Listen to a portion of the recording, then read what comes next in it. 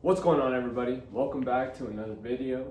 Today we're going to be talking about the difference between Toyota and Porsche, and I've been wanting to make this video for a while, but the time of the video I planned on making was around 3 months into Porsche, and I just didn't feel I knew enough to speak about it, and I've been there now coming up on 6 months, so I have a little bit more experience in 3 months, but I'm still very new. I'm still learning a lot.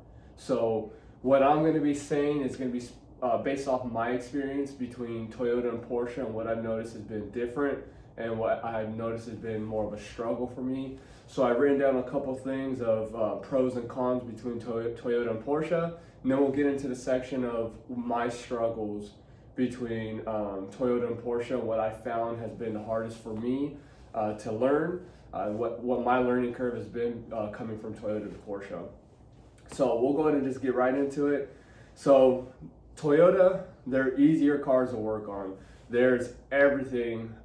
You just have access to everything on Toyota. Older Toyotas, newer Toyotas, everything is just easy access to it. There are some spots that are a little tighter. You got the timing covers on the A25As that are on the side there, but it's very doable still. Nothing like Toyota or Porsche where you're working with your fingertips and you need very, very small tools and special tools to get into special places and tight spaces, and you're cutting up your hands every time you're working at Porsche. Where in Toyota with those timing covers, you can slide your hand in there or get a long ratchet, or if you really wanted to, you can lower the engine and get into the lower side of that timing cover. There's ways around it, but it's nothing like Porsche with how tight the spaces are.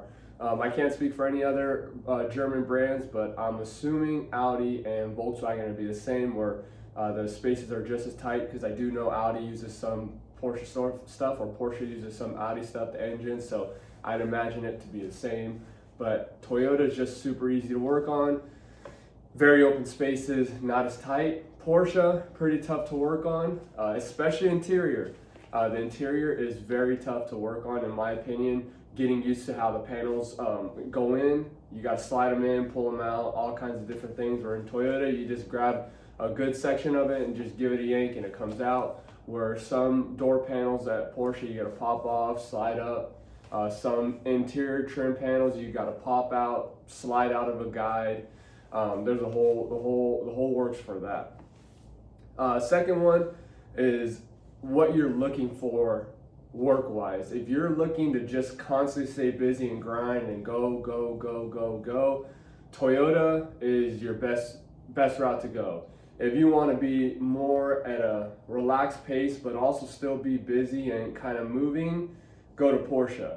Toyota, there are many Toyotas on the road. Everywhere you look, you're going to see a Toyota. They're probably top 3 selling cars out there. So you got a lot of Toyotas out on the road. That's going to keep you busy. You got the Toyota program where you're going to have the cars coming back up to 30,000 miles, and if they buy the additional Toyota package, they're going to be coming back for more. Porsche, there's less Porsches on the road, so you're not going to get as many cars for coming into the dealer. Mainly what you're going to get is warranty for both ends, so it doesn't really matter what you're doing. If you're getting CP at Toyota, it's rare if you're going to be selling front rear brakes, tires, and alignments, or oil change. You might be selling oil change as a Toyota, but that's about it. You're definitely not going to be selling as many V6 spark plugs on Siennas or Highlanders for 4 hours, depending where you live. The dealers that I was at for Toyota, you weren't really selling much of them. Porsche, however, you're going to be selling a lot more stuff. So that kind of gets to the same point. You go to Toyota for more work, but the flat rate pay is low, as well as your the hourly pay for the job is low, and your flat rate pay is going to also be pretty low. There's more work, but the chances of upsells are pretty minimum. You go to Porsche and the job pays a lot more, your flat rate pay is a lot more, and the chances of upsell is a lot more, but the work is a lot less. So you kind of just decide what you want to do. It comes down to an example I'll give is RAV4 and Highlander. Let's use that for an example. If you want to do 4 tires, alignment, and an oil change, right? At my dealer for that, you're doing alignment 1 hour, you got 4 tires, 1.6, and an oil change at 0.3, that's 2.9. You do that on a Cayenne or a Macan, you're looking at 8 hours, 3 hours for alignment, 3 hours for 4 tires, and 2 hours for oil change. That's 8 hours. Now, if you're Tycon certified, at my dealer at least, you're doing alignments for 6 hours. So add that into the alignment, so add another 3 hours onto that. You're looking at 11 hours for it. So there, and it does sell. Quite often, actually, somebody at work just sold $15,000 worth of labor. Rider gave a call to the client, and very first call, 20 seconds, 30 seconds, they said yes, $15,000 approved. Toyota, at my dealer, you're telling the customer the value of the repairs exceeds the value of the vehicle, and we don't want to do it. So it's a different kind of clientele, so it depends on what you're looking for. Next one is going to be kind of relating to the go, go, go on Toyota, where it's just hustle, hustle, grind, and bang out these cars. You're going to have a lot more stress and a higher work, fast work environment. Whereas in Porsche, you're gonna have less stress, but you're still gonna have kind of a fast environment, but you're given a little bit more time for these cars at Porsche. You can get an oil change given to you at 2 in the afternoon, promised to 5 p.m. the next day. Whereas in Toyota, you get an oil change handed to you, or if you're electronic dispatch and you locate a vehicle at 3:30 and it's an oil change and 4 banger spark plugs, it's expected at 4 o'clock or 4:30 the latest. So it's definitely more stress because it's really on the clock. Whereas in Porsche, it is on the clock, but you have a little bit more time to kind of get in other work if you need to, because you have that one simple oil change, which is very fast, but you have a promise at 5 o'clock. Let's say a major comes in, you can bang out that major that day. And if it needs to trickle into the next day, you can get it out in the morning, and then maybe bang out another oil change, and then that oil change I was given to you at 2 o'clock, and you've made plenty of hours there. So that's also, depends on what you're looking for. If you like that fast pace and you just want to go, that's the way to go. Porsche is very less stress, and there's a lot more sitting around at Porsche because a lot of stuff's done on the tester, or for Toyota guys on TechStream or your guys' computer, or GTS, whatever you're using. Everything's done on a computer. You got a lot of coding, programming, calibrations. You're on your tester all the time. Even for oil changes, you're warming that 992 up for, 600 seconds before you finally get your oil measurement reading. That's 9 minutes, I believe. 600 seconds is 9 minutes. So you could be sitting there for 9 minutes. If you don't have any other work, you could be sitting there for 9 minutes waiting for your oil adjustment and measurement just to come through on the tester. So it just depends on what you guys are looking for at the end of the day. The next point I'm going to make is kind of relating to that, where it's more stress, higher, fast pace, and getting work out fast, is diags. Diags, if you get a diag, it's expected that day, and it's expected within the hour. And some diagnoses at Toyota, most of them are pretty easy, but you can get into the higher ones where it takes a little bit more time and you can't get in and out in an hour, but they expect it to be out in an hour. And Porsche, like I said, these clients either have 3 or 4 cars. They are getting a loaner that's practically the same vehicle that they own. So they're a little bit not as demanding, or hey, I want my car back. And I do believe that the riders do ask for about 3 to 5 days for the diagnosis. At least I would hope that's what they ask for, since when we do get cars, we're waiting. So for Porsche, we do have a lot of work, because when we get a vehicle and it's a warranty concern and we need to order something, a lot of these parts are made to order, or they come from Germany. So if I get 4 cars in a week, or let's say on a Monday or on a Tuesday, and I do a diagnosis on them, they're warranty, and they're all parts that I need, and they're parts to order or from Germany, sometimes I won't see those parts for 2 to 3 weeks.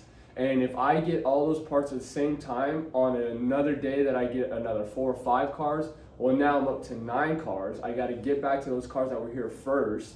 And if I diagnose the other cars and it's the same thing, now cars just keep adding up and adding up and adding up. And let's say we get a major with front brakes, but we don't have rotors in stock. Well, now that gets pushed to tomorrow. So it does add up, and that's how you end up getting behind, is if you're not staying ahead and knocking cars out. And if you guys kind of get screwed and have a lot of warranty and are expecting parts from Germany or Atlanta, then that's one way you guys get kind of backed up, and it gets a little bit more stressful.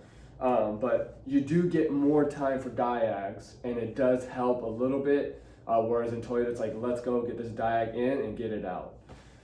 Kind of last one for pros and cons is Toyota, in my opinion, the quality isn't what it used to be, and it's more of a production brand, as well as all the other ones out there, Honda, Hyundai, Nissan, Subaru. However, Subaru, I really do like Subaru, and they just ranked #1, I believe, in safety.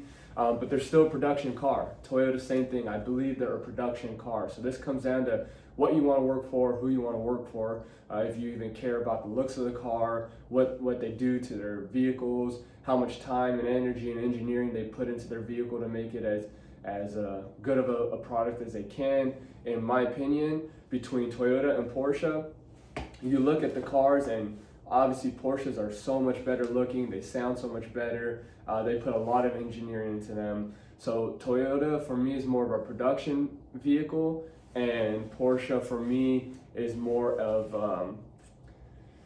a driver's vehicle. There's more energy and engineering and design and thought process into these. So when you get into them, you feel it, you hear the exhaust, you test drive the vehicle, you enjoy the test drives, and just working on them, looking at them, the paint jobs, it's just a different kind of feeling when you work on these Porsches. So it just depends on what you're looking for. If you don't really care about that and you just want that fast pace, maybe Toyota's the route for you. But if you want it to be fast paced in a way, but you still want some time to really do your job right, get paid more, work on really awesome cars, maybe Porsche's the route for you. So that's kind of the pros and cons between Toyota and Porsche. And we'll just get into my struggles and my learning curves for me that I've had coming from Toyota 4 years into Porsche, where I've been at for 5 months now. So the first one, and this is the biggest one, because for every tech, you touch this all the time, and you do diagnosis every single day, practically every single day. And Toyota, this is where Toyota beats Porsche 100%, is the wiring diagrams. Toyota's wiring diagram, TIS, their whole system, second to none. I don't know how any of you guys else do it with Honda and Nissan, but Toyota and TIS, everyone here who's watching that is a Toyota guy knows just how good TIS is in the wiring diagram, where they show the color of the connector, they show the whole topography of the vehicle, the color of the connectors, where it goes to. If you need to test resistance, it shows you exactly where that connector is, what pin to test, where's the other endpoint to test, what your specified range is. It tells you to test for power, this and that, and it really breaks it down step by step, dummy proof. Porsche, on the other hand, not so much. You get a wiring diagram. Let's say you're looking at a rear spoiler. It's going to show you the rear spoiler. Then it's going to come down and it'll have an arrow. You got to click that arrow. It's going to take you to some more wires, and it'll curve to the left or to the right. You click that button, it takes you to a new page, and it takes you to the fuse carrier.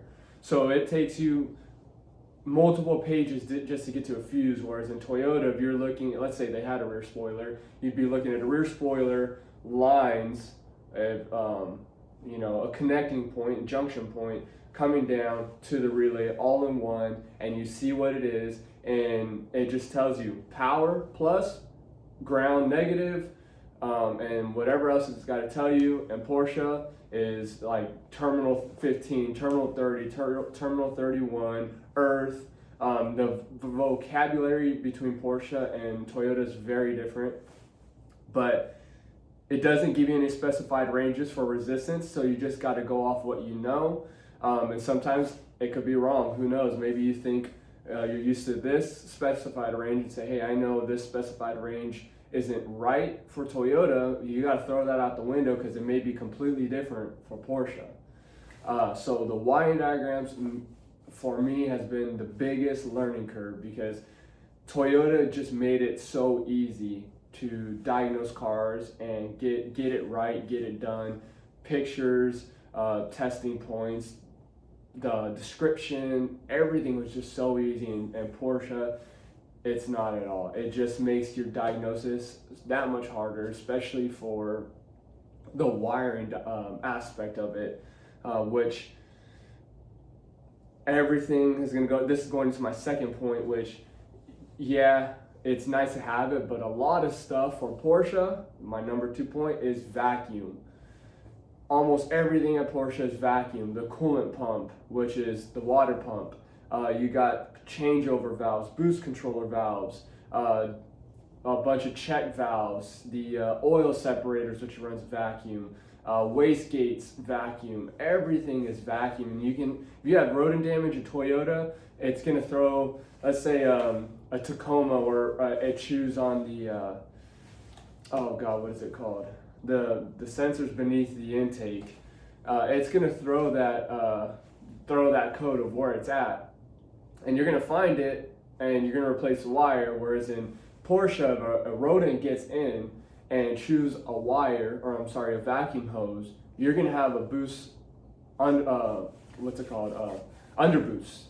and you got to find where it's at. So you got to pinch out some lines and put your vacuum gauge to it, try to find it, put a smoke machine to it. And if it's no rodent damage and you put a smoke machine to it and you have no smoke coming out, well, now you got to find which check valve it is and what boost controller valve it may be, what changeover valve it may be. You gotta find it and look for it. And everything's ran off vacuum. You got a vacuum pump there as well. You have a vacuum pump at Toyota, but for you guys who know, especially with Camrys, if your vacuum pump goes out, you have no brakes, and there's your vacuum system, really, in a nutshell. And Porsche is so much more than that. So those two, for sure, diagnosis-wise, have been my biggest learning curves and struggles for me, is trying to learn that wiring diagram and then getting used to vacuum, whereas in Toyota, everything was electrical. Even I think for some Porsche, I was looking at SITs, some exhaust flaps are vacuum actuated, if I read that SIT correctly. So there's just vacuum everywhere on Porsches. So number 3 is learning interiors and connectors. When I first started out as an apprentice, I had to do a Prindle switch, which for Toyota guys is just gear selector. Porsche is Prindle switch.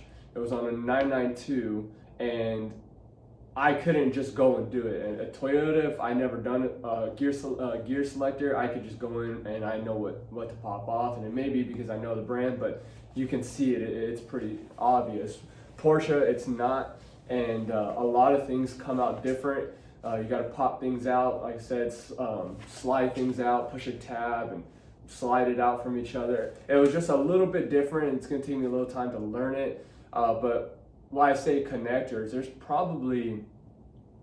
I've probably ran into 6 or different 8 styles of connectors. Toyota's just push the tab and pull it out, except when you get to your ECUs and you get to the bigger stuff, you got to push the tab in and slide it over.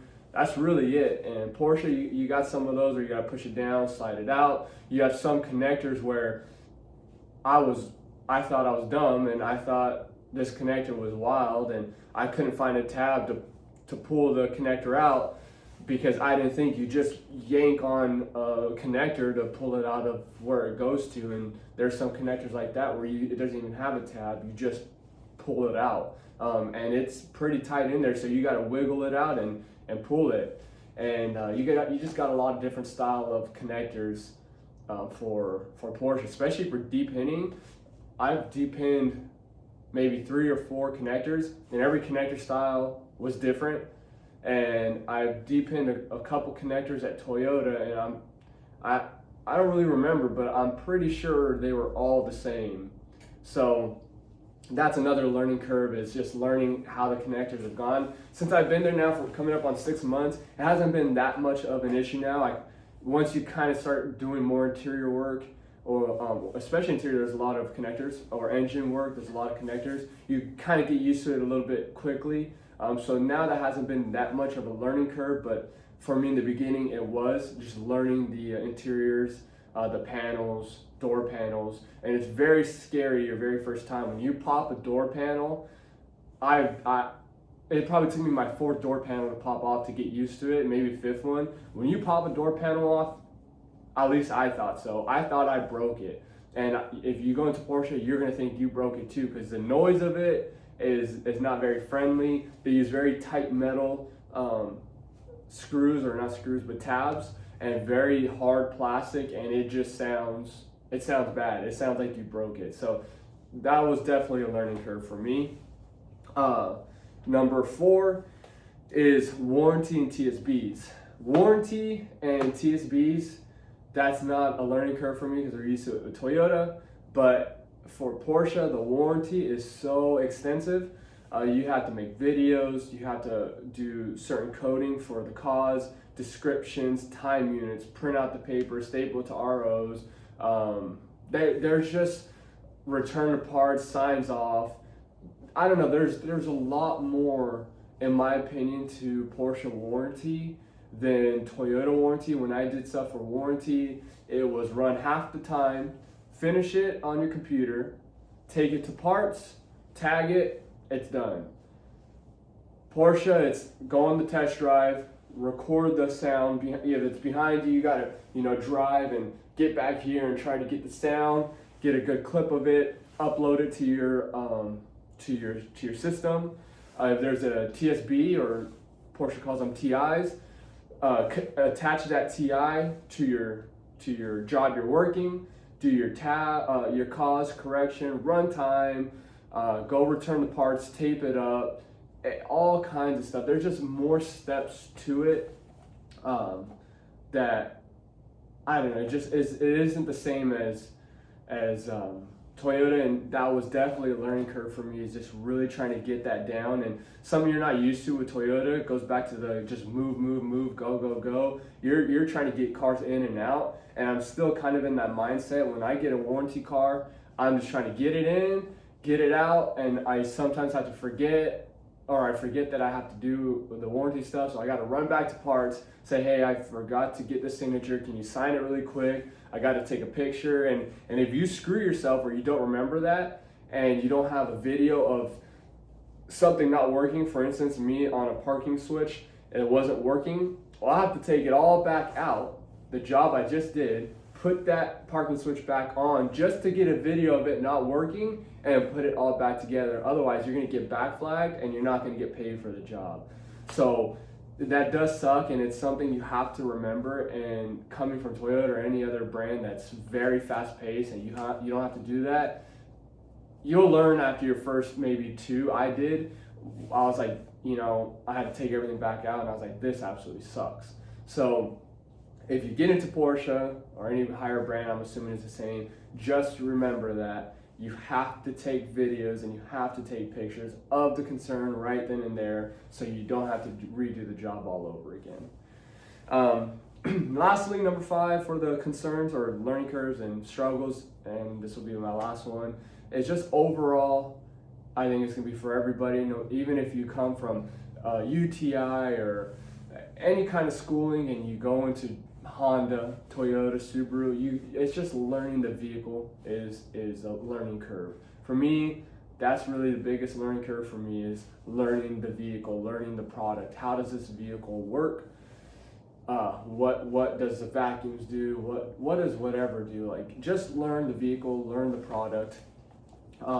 It's something I know Porsches, I've been around Porsches, but I haven't been into Porsche where it's actually hands-on every day, working on cars, seeing new concerns.